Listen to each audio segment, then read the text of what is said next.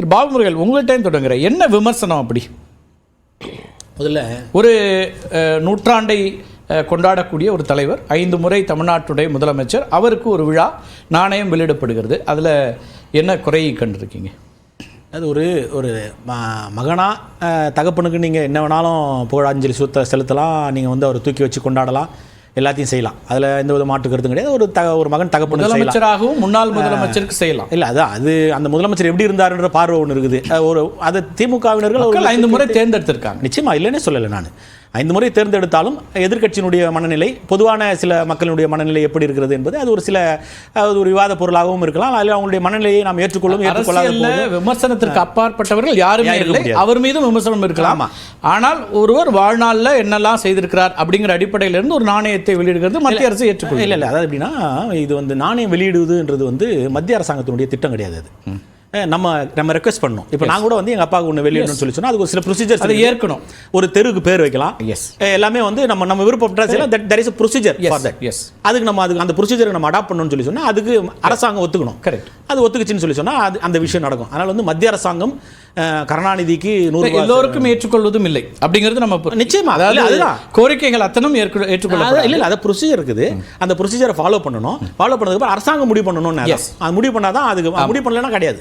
அது கொடுக்கணும். அதனால வந்து மத்திய அரசாங்கம் வந்து கருணாநிதிக்கு 100 ரூபா காயின் கொடுத்துச்சு நம்ம சொல்ல முடியாது. எல்லாருக்குமே யாருக்கெல்லாம் 100 ரூபா கொடுத்தாங்களோ எம்ஜிஆர் அவர்கள் கொடுத்ததே அப்படிதான் சொல்றீங்க. எல்லாருமே நம்ம விருப்பப்படணும். அதை விருப்பப்பட்டு கேட்கிறோம். கேட்டதுக்கு அப்புறம் ஒத்துக்கிறாங்க. அதை ஏற்றுக்கொள்வது மத்திய அரசு. அப்போது யார் ஆட்சியில் இருக்காங்களோ அவர்கள் ஏற்றுக்கொள்ளக்கூடிய ஒரு அம்சம். புரட்சித் தலைவருக்கு வெளியிட போதும் இதே பாரதிய ஜனதா அரசாங்கம் மத்திய அரசாங்கத்தில் இருந்தது. நம்ம 100 ரூபா நாணயம் வெளியிட்டோம். இல்லை, அந்த ஏற்புங்கிறதே ஒரு அங்கீகாரம் தானே. அதை அப்படி நம்ம புறந்தளிட முடியுமா? நம்ம இல்லை, அது அப்படியும் எடுத்துக்கலாம், இல்லாமல் எடுத்துக்கலாம். அங்கீகாரம்னு எடுத்துக்கலாம், சூழ்நிலைக்கு அரசியல் சூழ்நிலைன்னு எடுத்துக்கலாம், கம்பல்ஷன் எடுத்துக்கலாம். ஒன்று சிம்பிள். என்ன கம்பல்ஷன் இருக்குன்ற நான் வரேன். அதுக்கு தான். அதாவது எப்படின்னா, இந்த கேட்குறாங்க, இவங்க கொடுக்குறாங்க. கொடுக்கும்போது மத்திய அரசாங்கம் ஏற்றுக்கொள்கிறது, அது கொடுக்குறாங்க, எல்லாமே ஓகே ஆயிடுச்சு. இது ஒரு நாளில் நடக்கிற நிகழ்வு இல்லை. முதலமைச்சர் என்ன சொல்கிறார் இன்றைக்கி அந்த திருமண விழாவில்? ஒரு தொலைபேசி அழைப்பிலே ராஜ்நாத் சிங் ஏற்றுக்கொண்டு வந்து விட்டார் அப்படின்னு சொல்கிறார். ராஜ்நாத் சிங்கோட அழைப்பு அப்படி இருக்கலாம் ஒருவேளை. நீங்க சொல்றது நாணயம் வெளியிடுவதற்கு மத்திய அரசாங்கம் எடுத்துக்கொள்ளக்கூடிய ஃபார்மாலிட்டிஸ் இருக்கு. நாம கோரிக்கை வைக்கணும், அதாவது அரசாங்கம் கோரிக்கை வைக்கிறது, அது கொடுக்கலாமா இல்லையான்னு அவங்க ஏற்பாங்க. RBI அதுக்கு அங்கீகாரம் கொடுக்கணும், மத்திய அரசு கொடுக்கணும். அவர் நிகழ்ச்சிக்கு ராஜ்நாத் சிங் அழைத்ததே சொல்றாரு. அதுல உங்களுக்கு உடன்பாடு இல்லைங்கிறீங்க? இல்லை, இப்போ அதுதான் அதுக்கு தான் சொல்ல வரோம். இது எப்படி கள்ள உறவு வருதுன்றது விட்டார ஒரு ஃபோனில் முதலமைச்சர் உண்மை சொல்கிறாருன்னு எடுத்து போனோம். நம்ம அதில் எந்த விதமான குறுக்கு விசாரணை நமக்கு தேவையில்லை. உண்மை சொல்கிறாரு, நம்ம எடுத்துனாச்சு வந்துடுறாங்க. அதே போல் இது மத்திய அரசாங்கத்தினுடைய நிகழ்வு அல்ல. ஓகே, அது நான் சொல்லலை, ராஜ்நாத் சிங் அவரோட ட்விட்டர் ஹேண்டில் சொல்லியிருக்கிறாரு. நீங்கள் thanks for the invitation by the Stalin and கவர்மெண்ட்னு சொல்லி சொல்கிறார். அப்போ இவங்க தான் கூப்பிட்றாங்க, இவங்களோட விழா. நேற்று அனைத்து பத்திரிகைகளிலும் முதல் பக்கத்திலே வந்து சிவதாஸ் மீனா வந்து இந்த விழாவுக்கான அழைப்பு இதில் கொடுக்குறாரு. ஸோ அரசாங்கத்தினுடைய நிகழ்வு. ஆனால் இன்றைக்கி அதை என்ன சொல்கிறாரு, இது வந்து ஒரு மத்திய அரசாங்கத்தினுடைய நிகழ்ச்சி அப்படின்னு சொல்லி, தமிழக அரசாங்கத்தினுடைய நிகழ்ச்சி இல்லை அப்படின்னு சொல்லி பதவி பிரமாணம் எடுத்துக்கொண்ட ஒரு முதலமைச்சர் சொல்கிறாரு. இது வந்து ஒரு சட்ட சிக்கலான ஒரு விஷயம். இது வந்து இது வழக்கு போவதா இல்லையாங்கிறது அதுக்கு அடுத்த கட்ட நிகழ்வு. ஒரு தவறான தகவலை தமிழ்நாடு அரசு நிகழ்ச்சி அல்ல அப்படின்னு சொன்னாரா? ஆமா, அரசு நிகழ்ச்சி அல்ல, இது மத்திய அரசாங்கத்தினுடைய நிகழ்ச்சின்னு சொல்றாரு. தமிழ்நாடு அரசின் நிகழ்ச்சி அல்லன்னு அவர் சொன்னதா எனக்கு நினைவு சொல்றாரு. நீங்க சொல்லுங்க, மத்திய அரசு நிகழ்ச்சின்னு அவர் சொன்னாருங்கிறது ஒரு பாட்டு, தமிழ்நாடு அரசு நிகழ்ச்சி அல்ல அப்படின்னு அவர் சொன்னாராங்கிறத நீங்க தான் சொல்லுங்க. எனக்கு சொல்றாரு அப்படி சொல்லல. ஆமா, இல்ல சொல்றாரு, அப்படி சொல்லல, எனக்கு தெரிஞ்சு அப்படி சொல்லல. நான் பார்த்தேன், அதை உரை இருக்கு, நம்ம பார்க்கலாம். சரி, ஸோ அதில் வராரு. அது வந்து ஒரு விவாத பொருளா இல்லை இது வழக்குக்கு உண்டான ஒரு விஷயமாங்கிறது அது அடுத்த கட்ட நிகழ்வு. தன்னுடைய பிரமாணத்தில் இருந்து விலகி சென்று அவர் பேசியிருக்கிறார். அதுக்கு அடுத்த கட்டமா இப்போ இது எப்படி நம்ம ராஜ்நாத் சிங் மத்திய அமைச்சர் ஒரு நிகழ்ச்சிக்கு வராரு, மாநில அரசாங்கம் கூப்பிட்டு வந்து தட் இஸ் டிஃப்ரெண்ட். அது நம்ம வரலாம், அதில் நம்ம அதில் எந்த விதம் மாற்றுக்கிறது. மத்திய அமைச்சராக தமிழக அரசினுடைய நிகழ்ச்சியில் கலந்துகிறார், பிரச்சனை இல்லை. ஆனால் திரு கருணாநிதியினுடைய நினைவிடத்திற்கு செல்கிறார், அங்கே மலரஞ்சலி செலுத்துறாரு. அதை தொடர்ந்து அங்கே இருக்கக்கூடிய அந்த புகைப்பட காட்சி கண்காட்சியை பார்வையிடுறாரு. அங்கே சில டிஸ்கஷன் நடக்குது.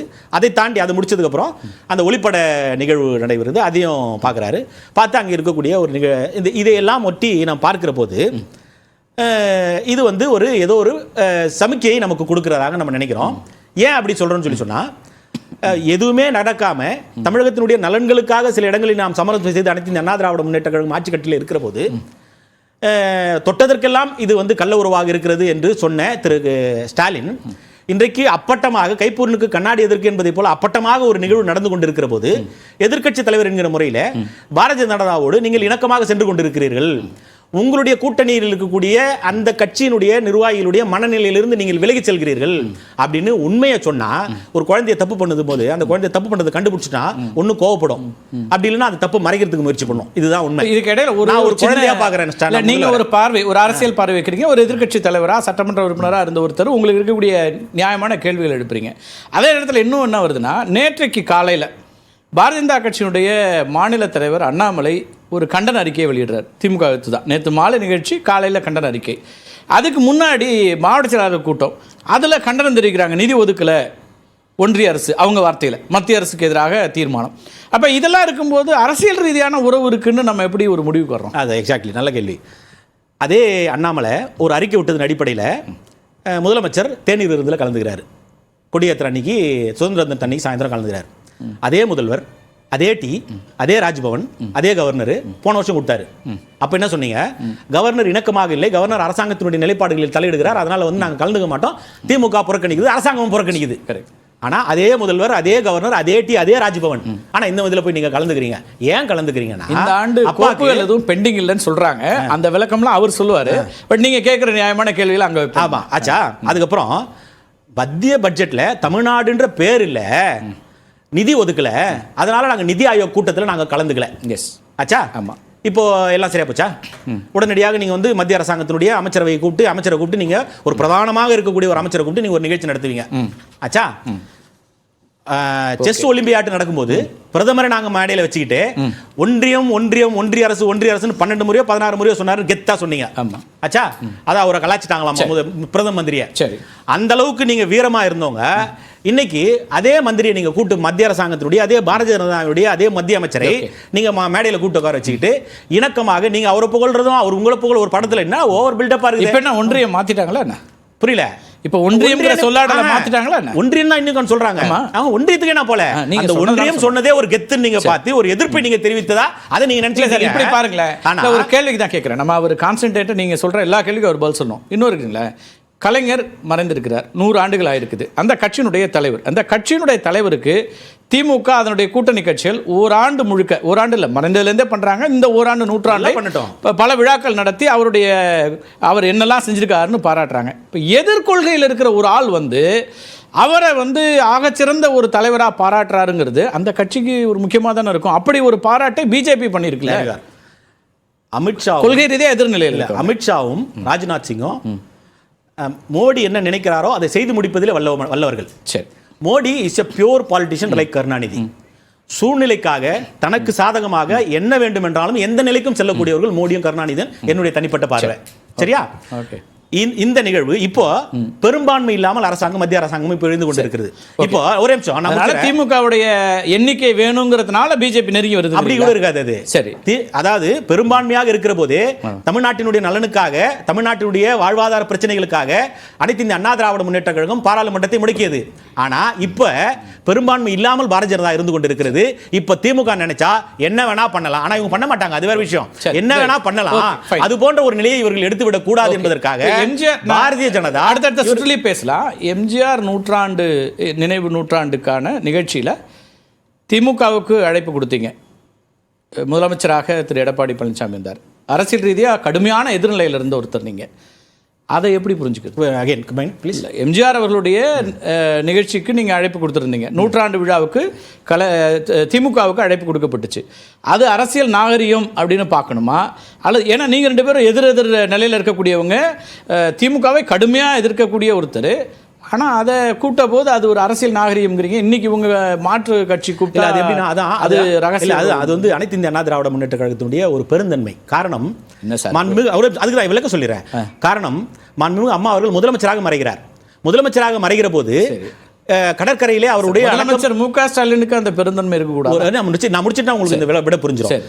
அந்த கடற்கரையிலே அவருடைய பூத உடலை புடைக்க கூடாது என்று விஞ்ஞான ரீதியில வேற யாரெல்லாம் வழக்கு தொடுக்க வச்சு அது fight வாதத்துக்கு வருவோம். பண்ணீங்க? இன்னைக்கு திரு எடப்பாடி இல்ல, பழனிசாமி இல்ல, அவர்கள் அதுதான். அறிக்கையில் இருக்கு. இல்ல, விவாதிப்போம். இல்ல, நம்ம இப்படி முடிச்சிட பாருங்களேன். இல்ல, ரொம்ப நீண்ட நேரமா நீங்க பேசுறீங்க. மற்றவருடைய கருத்து, ஒரே முதல் கட்ட நிமிஷம், கருத்து ஒரே எடுக்கலாம். நிமிஷம், ஓகே, please. சொல்லுங்க, திரு சொல்லுங்க. கருணாநிதி அவர்களை நம்ம அந்த இடத்துல பண்ணும்போது Fine. கருணாநிதி போட்ட உத்தரவு முன்னாள் முதல்வர்களுக்கு அங்க பொதிக்கிறதுக்கு இடம் இல்லை அப்படின்னு சொல்லி அவர் போட்ட உத்தரவு, அந்த உத்தரவை நம்ம காமிச்சிருந்தோம்னு சொல்லி சொன்னா அது நடந்திருக்காது. ஆனா அதை ஒட்டித்தான் நீங்க கொடுக்கல, நீதிமன்றம் தானே கொடுத்துச்சு. நம்ம அப்பீல் போலன்னு சொல்ல வரேன். நம்ம அந்த அப்பீல் போகாது பெருந்தன்மை நிச்சயமா, ஏன்னா நீங்க போட்ட உத்தரவு, Okay, right. உங்களுடைய உத்தரவை நாங்க மேற்கோள் காட்டி நீதிமன்றத்துடைய உத்தரவு வந்த பிறகு அது நீதிமன்றம் கொடுத்திருக்கக்கூடிய ஒரு உத்தரவு தான். நாங்க ஃப்ரீயா விட்டுட்டோன்றேன். அதுக்கு மேல அப்பீல் போயிருந்தா நிச்சயமா நடந்திருக்காது. பெருந்தன்மை ஃப்ரீயா விட்டது எப்படி இருக்கும்னா, நேரடியா அவங்க வந்து நேரா கோரிக்கை வச்சாங்க இல்லையா, திரு துரைமுருகன், ஐ திங்க் திரு கனிமொழி உள்ளிட்டவர்லாம் வந்தாங்கன்னு நினைக்கிறேன். அப்ப அனுமதி கொடுக்கிறது பெருந்தன்மை. நீதிமன்றம் சொன்ன பிறகு அதை நம்ம அப்படி சொல்ல முடியுமா? அவங்க கேட்டதுக்கு அப்புறம் நீங்க கேட்ட இடத்தோட 3 ஏக்கர் நாங்க கொடுக்குறோம்னு சொல்லி சொன்னோம். அது வேணாம்னு சொல்லிட்டு இவங்க அடம் பிடிச்சாங்க. Fine, okay. மேல்முறையீடு செய்யல அப்படிங்கிறீங்க. பிஜேபியோட எந்த கூட்டணியும் இல்ல, நாங்க வைக்க மாட்டோம். இந்த மேடையில சொல்றாரு, பிஜேபியோட எந்த கூட்டணி. நிறைய உங்கள்ட்ட கேள்விகள் இருக்கு. இன்னும் உங்க தலைவருடைய அறிக்கையிலும் கேள்வி இருக்கு.